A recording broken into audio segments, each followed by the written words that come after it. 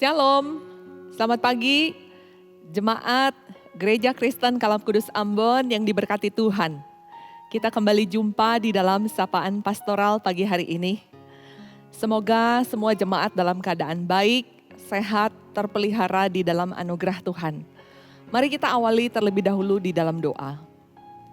Bapa, terima kasih untuk hari yang baru yang Tuhan anugerahkan.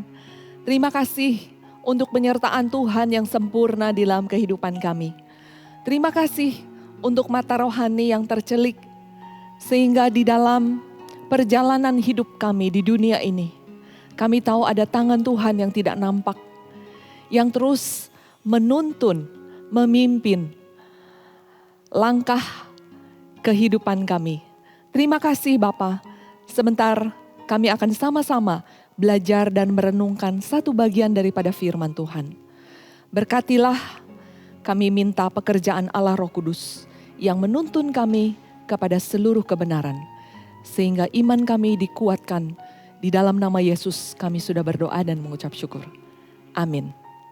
Jemaat sekalian, pagi hari ini kita akan sama-sama merenungkan Mazmur 131. Salah satu Mazmur favorit saya.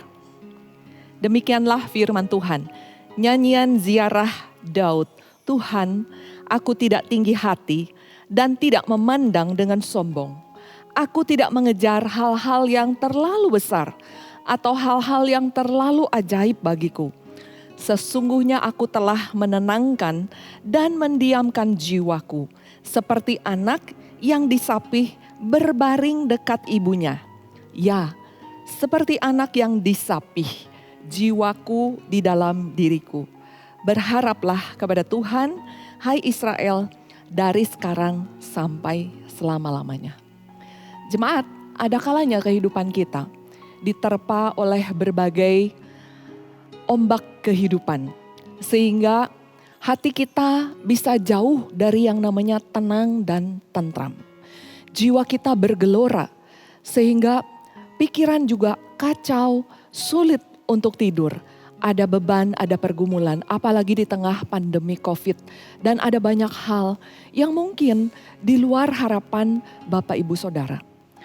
Di dalam Mazmur ini, Raja Daud mengajarkan kepada kita, alih-alih mengejar kesombongan, Raja Daud memutuskan untuk menemukan kepuasan dan ketenangan jiwa hanya di dalam Tuhan dan di dalam pekerjaannya.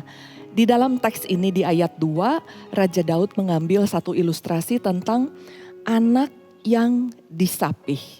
Jemaat, kita semua pasti tahu ya, bagaimana proses dari bayi yang menyusui ibunya, kemudian bayi tersebut beranjak menjadi dewasa, bayi tersebut harus mengalami satu proses yang dalam tanda kutip mengerikan bagi seorang bayi. Karena kalau bayi itu bisa meminta, dia ingin disusui terus-menerus oleh ibunya. Nyaman, tapi tidak demikian. Proses itu harus terjadi. Bayi harus makan makanan yang lebih padat, lebih keras. Itu sebabnya dia diceraikan dari susu ibunya, dan proses ini sangat menyakitkan bagi seorang bayi. Dia bisa demam, dia bisa diare, dia bisa rewel sekali dan sulit untuk tidur. Tapi mama yang mengerti proses ini, dia akan terus menggendong bayi itu, bahkan menepuk-nepuk bayinya, mungkin juga sambil menyanyikan pujian. Dan bayi itu akhirnya setelah dia rewel, akhirnya bayi itu menjadi tenang dan bisa tertidur dengan pulas. Demikian juga dengan jiwa kita. Tidak semua apa yang menjadi keinginan kita di dunia ini itu bisa terpenuhi. Kita juga bisa rewel, kita bisa mengalami satu pergumulan yang hebat di dalam batin kita. Tapi seperti Raja Daud memutuskan bahwa aku telah menenangkan dan mendiamkan jiwaku. Ya, seperti anak yang disapih, jiwaku di dalam diriku. Mari jemaat sekalian, saya mengajak kita semua, mungkin ketika Tuhan mengizinkan ada hal-hal atau kejadian yang menyapih kita dari hal-hal yang kita andalkan. Biarlah kita tetap boleh berbahagia dengan penderitaan, dengan kita tetap bertumbuh menjadi dewasa secara rohani, dan hanya fokus untuk mencintai Tuhan lebih daripada waktu-waktu yang sebelumnya. Bukan hanya ketika Tuhan menghibur kita, tetapi juga ketika Tuhan menguji hidup kita. Satu pertanyaan refleksi, bagaimana Bapak Ibu menenangkan jiwa Anda, terutama di saat-saat seperti ini? Mari berdoa. Tuhan, ada kalanya jiwa kami bergelora seperti lautan yang diterpa oleh topan badai. Bapa, seperti Raja Daud ya Tuhan.